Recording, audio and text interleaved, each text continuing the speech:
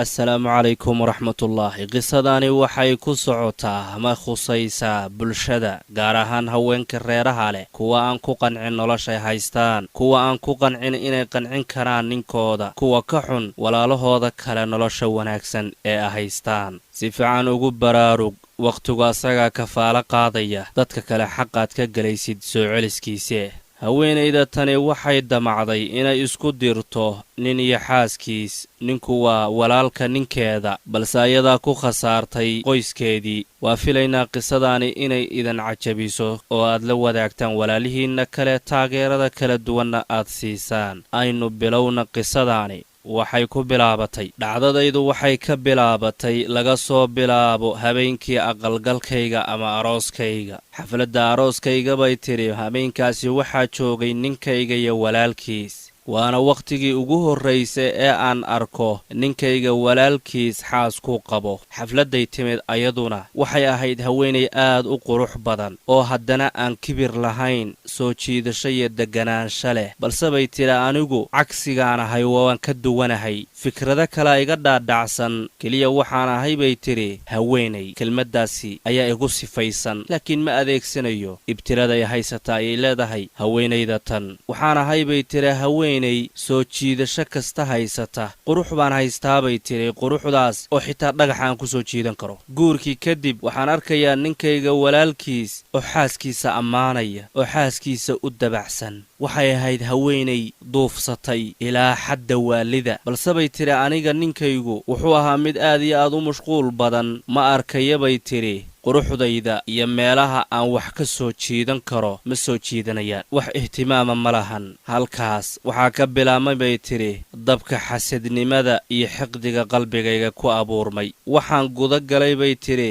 awooddayda inaan iskugu geeyo si aan u burburiyo qoyskan oo ah qoyska ninkayga walaalkiis isaga iyo xaaskiisaan go'aansaday inaan isku diro wixii ugu horreeyay ee aan ku kacay wuxuu noqday ninkaasi oo dee dumaashigeeda oo ninkeeda la dhashay inaan duufsado soo jiito arrimahaasna waa u kasi jiray bay tiri waxay tiri mararka qaarkood agtayda markuu soo maro dumaashigay cabaayadda ama shayga madaxa ii saaran madaxaan ka qaadaa si u arko madaxayga quruxdiisa iyo timahayga intay la eg yihiin waxaan ahaabay tiri arrintaasi mid damacda codkayga inaan ku soo jiito markuu ag joogo ama meelaan ku kulanno waxay tiri mararka qaarkood waan isla deganayne markuu soo geli rabo kas ayaan madaxayga maryaha ooga qaadaa ilaa dhuuntayda guriga iridkiisa meel u dhowna waan istaagaa asagubay tidhi dhaqankaygaan wuu fahmay balse dhag jala qiimo siin maalin kasta asaga xaaskiisa muhiimadduu siinayo iyo dabacsanaantu u dabacsan yahay way sii siyaadaysaa xaaskiisu sidoo kale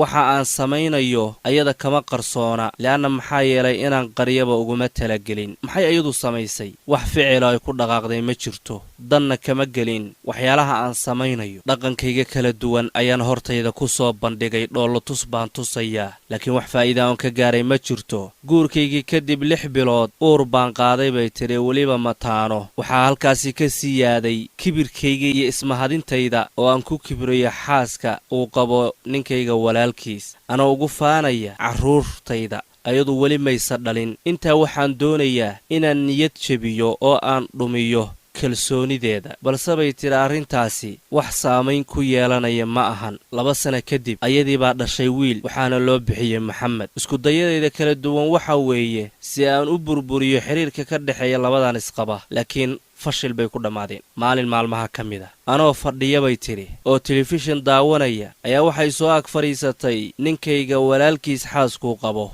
aadna waa u nicbahay ayadu wax dhiba ii geysatay ma jirto waa gabar wanaagsan oo dabacsan laakiin anaa iska nacay bay tiri xasidnimo iyo xiqdi aan u qaba daraaddood markay soo ag fadhiisatayba gacantayda waxaan saaray afkayga iyo sankayga anoo dhahaya muxuu yahay shiirkan soo uraya xitaa xayawaanada duurjoogta ayaa ka carab fiican dookh ma lihid miyaa adigu aad catarkaiyo waxaad marsanaysid ku dooratid waxa kaa soo gufaacaya waa maxay ayaan ku leeyahay waana ku been abuuranayaa oo waan ogahay in carabteedu ay tahay mid wanaagsan oo quruxsan dharkeeduna yahay dhar wanaagsan hase yeeshee ujeedkaygu arrintaasi waxa weeye in aan meesha ka saaro kalsoonida ay ku qabto gabadhaani nafteeda ama ay siisayba. maalin dambe bay tidhi waxaa ii imaaday aabbahay wuxuuna ii keenay war iga nixiyey. wuxuu igu yidhi gabadhaydiyay waxba ha yaabin, sharcigu asagaa xalaaleeyey ninku inuu meher ku kulmiyo 4 haween, ninkaaduna 1 sana iyo wax ka badan gabar kaluuba qabayba oo xaas labaad buu lahaa. waxay tidhi taasi dharbaaxo weyn ayay igu noqotay bay tidhi, taasoo ah midii ugu darnayd ee abid isoo wajahda. waxay tidhi ninkayga waxaan ku haystay kalsooni inuusan haweenay kale xiriir la lahayn ayaanan aaminsanaa, le'anna maxaa yeelay mid iga qurux badan oo iga wanaagsan inuusan helayn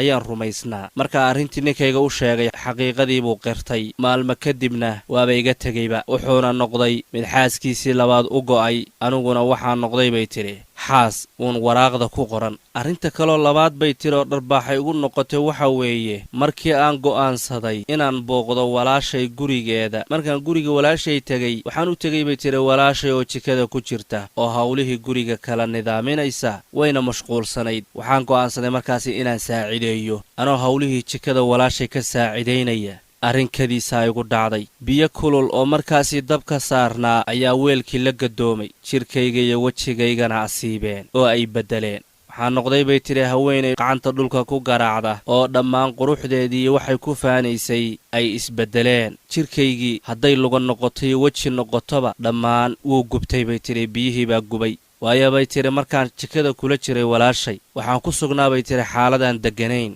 waxyaalo badan baa ka sheekaysanayay. taasi waxay keentay inay biyihii igu gadoomaan kululaa oo aan gubto, suuraddaydina ay beddelanto. waxay tidhi waxaasoo dhan ninka la walaalka xaaskiisaan damacay inaan nolosheeda ku burburiyo hadalkayga iyo dhaqankayga, balse bay tidhi wakhtigu aniga ayuu dharbaaxa kulul 2 jeer igu dhuftay ilaa aan gaaray xaalad aan laga sheekayn karin dhibaatada ay leedahay. gurigii aan ku noolaa xaaskii labaad ee layla guursaday ayaa la soo dejiyey, waxayna noqotay xaaskaasi mid igula noolaata gurigaas. booskaygii bayna qaadatay, qolkaygii jiifka ayadaa qaadatay. in badan baa arrintaasi ka xanuunsaday bay tidhi. waxaan arkayaa bay tidhi dharkeeda gaaggaaban ee ay ninkeeda ku soo jiidanayso iyo filimaanta guriga dhexdiisa ku dhigayso ee ninkeeda qancinaya oo ay ku muujinayso quruxdeeda iyo soo jiidashadeeda jidhkeeda quruxsan. balse bay tidhi anigu hadda waxba ma awoodo, lugahaygii quruxsanaa waxay noqdeen kuwa gubtay, wejigaygii wuxuu noqday mid haara yeeshay. waxaana ogaaday bay tidhi